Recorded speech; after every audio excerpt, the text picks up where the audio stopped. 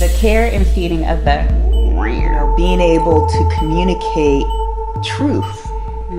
My truth, hear everybody else's truth freely and easily without judgment. Why am I here?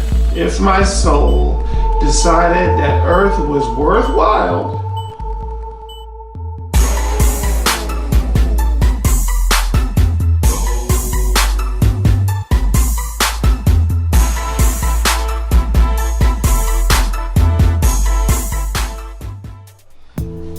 I believe where I was headed with the next question was regarding CFP. Before we recorded this episode, we had sat down and talked about what it was that we wanted to create on this platform. So what was your inspiration and the intentions that you are bringing to CFP and to your audience? Great question. The intention for CFP is really to provide inspiration and motivation, through shared truth. So as I express my truth by just sharing my story and you sharing yours, and that's all being inspired and motivated by each other's story is really the intention, so that we can come to our own truth and understanding of that, and also to cultivate self-love, within myself and us all. I believe that's an important aspect.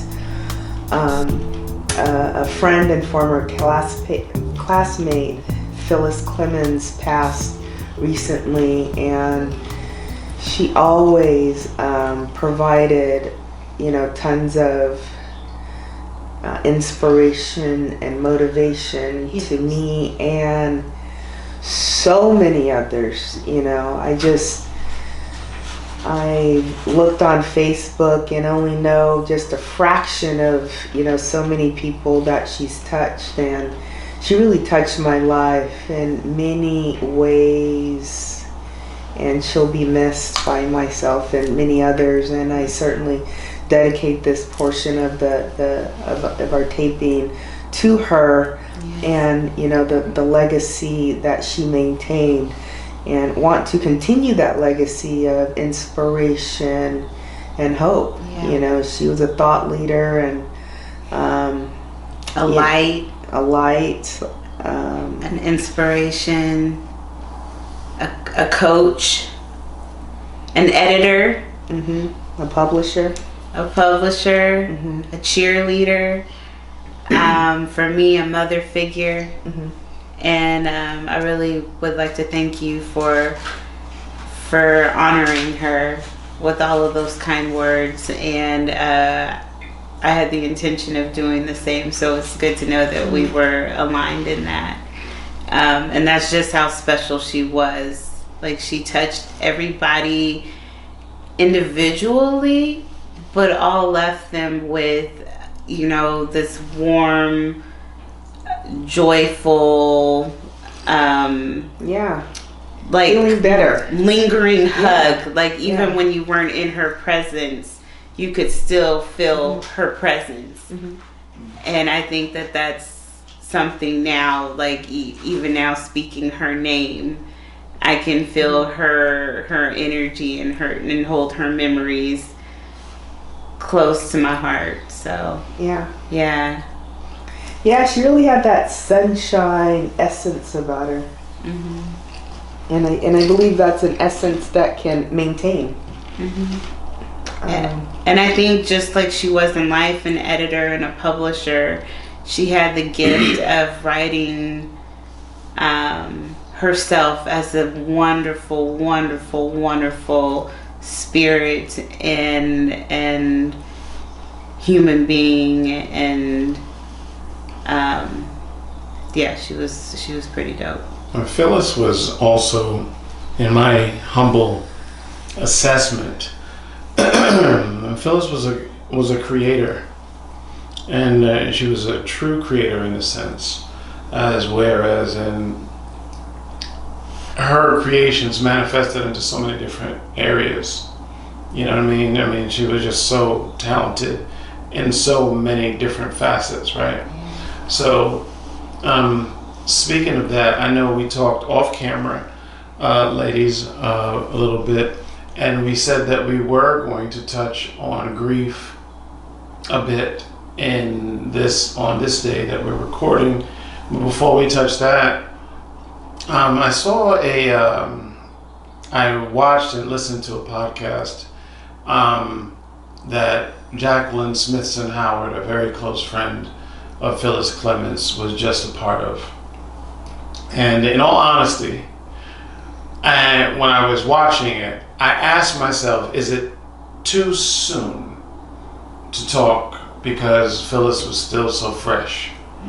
You know what I mean? As in recently crossing over, right?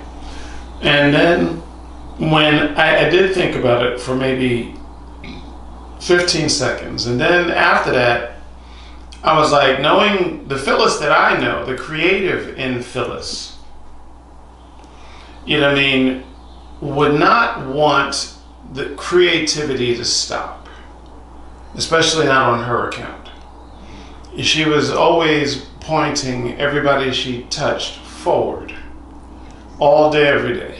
You know what I mean? Even if you were at a dead stop, she would just like, we can get you going. That's the Phillis I know. You know what I mean? So with that being said, is there anything you ladies care to divulge about your grief process? Just talking about grief in general, and however you want that to turn. This is not a specific question, like how does grief relate to maybe Phyllis's passing or grief in general. Just pretty much whatever you want to share about grief. I believe this is a great segment for that. If we are honoring, yeah. Of course we are. Yeah, of course. And since we are honoring, my thoughts on it are, life is about basically balance. Okay. Finding the balance between light and dark, up and down, left and right, joy and pain. Grief is one of those things where it really knocks you off balance. And especially when, the news is shocking. It's a lot easier to process it when you know someone is ill. Right. Like, it's still hard to know that person's leaving you, but you have the opportunity to kind of make sense of it or start the grief process earlier.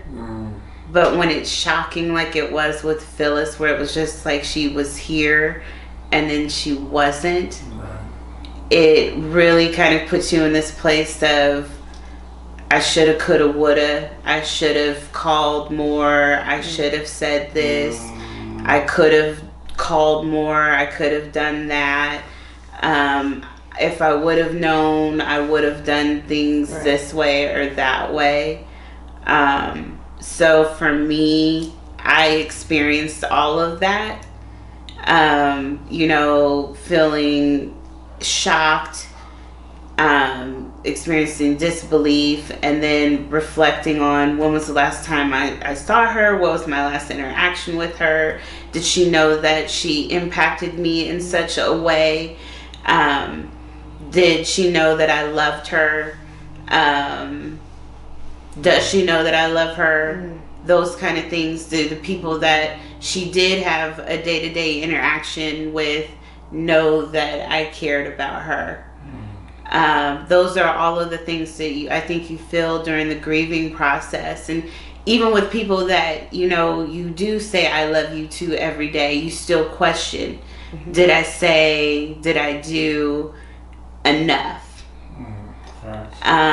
So like with me in this grief process, I had to go through the shock, I had to go through the pain, the disbelief, the reflection of could I, should I have, all of that, to a point now where I'm grateful that I had the opportunity to have Phyllis as a light in my life and have the moments that I had with her, and they be so impactful that she meant that much to me in the short time that we spent together. And thank her for that, and thank all the people that did love on her on a day-to-day basis, because I did get a part of her, and the part of her that I did get was awesome. And I'm sure like a lot of people would echo that sentiment, you know. So as I always say, thank you, Mama Phyllis, and I'm grateful for you. Indeed. What about you, Gigi? Do you have any revelations as far as grief goes? What is your knowledge of grief? Well,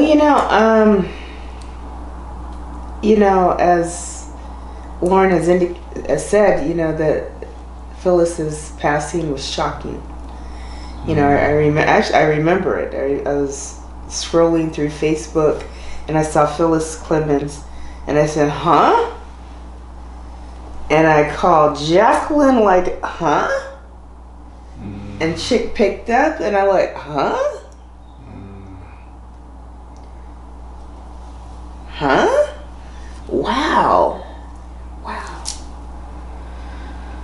And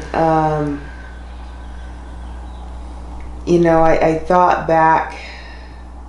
I've known Phyllis since Cordova Senior High School, and so when she was a year behind me, and I went to school with her sister Teresa, and so we grew up, similarly, in similar family styles. And in Rancho Cordova, it was a lot of families just doing their best to bring up their families the best way they could, and it was a lot of military families. And it was about drinking the Kool-Aid and being whitewashed. And what I remember was us growing up thinking we have to be somebody very different than who we were. This is not the kind of hair I went to school with. It was very straight. This would not be tolerated, and I mean that word very specifically, tolerated growing up. I remember just when I was gonna get this in 2009, my dad was like, really? You work for Governor Brown's administration and the government, and you're gonna look like that? And he looked at me with such disgust, and I was like, yeah, I'm gonna do that. Wow. And so it's like grieving a lot of things, grieving who I really am, and belief that I should aspire to be this other kind of person. And I did aspire to be, another kind of person. I decided to be all of that, to look like somebody, to behave like somebody else, so that I could feel worthy. And it's grieving that. It's grieving the loss of my brother of 14 years ago,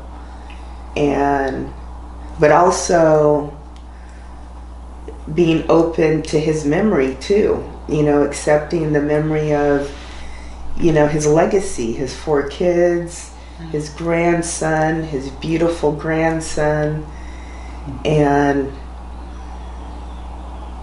grieving what we thought for what, in hopes that, as we move forward and can edit our lives so that we can have what we want. And in my case, it's a life filled with vibrant health, abundant wealth, loving relationships, and romance beyond my wildest expectations.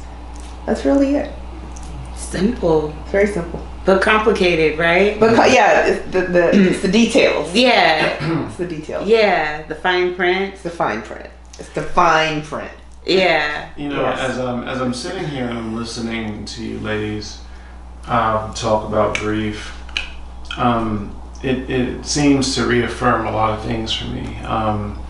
One, that we're able to kind of rejoice in the eye of the storm, that there is no real ending. You know, it's so interesting, regardless of your faith. Most of us who believe in something bigger than ourselves agree that we are more than just our fleshy existence, right? Yet for all, when most talk about grief and loss and absenteeism, most, at least, you know, from what I used to experience, don't really get into the rejoicing part, that New Orleans part, that kind of let's dance at the end of the funeral part, because, you know, they succeeded and they crossed over and these guys are, you know what I mean, are in the hereafter, you know, free of, yes, we miss them, but they are free of a lot of unpleasant things that are back here on earth, and they should be celebrated for that. When I think of grief, you know what I really think of? And Gigi, you kind of pointed to a little bit. What I really think of when I think of grief outside of the balance of grief itself, is I think about how we grieve a spiritual death. When the old us are old things we held important, old things old notions that were false, old feelings of unworthiness or whatever, any old perceptions, you just drop all of that stuff. You care less about what people think, you care less about what people have to say, you care less of what somebody else's idea of happiness is, and get more into yourself. When I think of grief, I also think of the rejoicing side. Of course, pain hurts like fuck. Loss hurts like fuck. When it doesn't work out the way you had it in your head, it hurts. But there's a rejoicing element to that. You know what I mean? Once you get back on the right path, it might be a painful truth, but it's still your new truth at the time. And coming into that grounding, as painful as it is, it does feel a great bit of solace in finally getting through the fire. Yeah. Oh, That's a okay. really good point. That kind of sucked, but I'm home. I get You it follow what now. I'm saying? Yeah. That didn't feel pleasant, but I'm home. Yeah. And I've You got know? that wisdom. Right. So, you know, so, and moving on in the care and maintenance of the pussy. Yes. I, of course, want you ladies to lead that effort, but I will do everything in my power to translate your message and get it out to the people.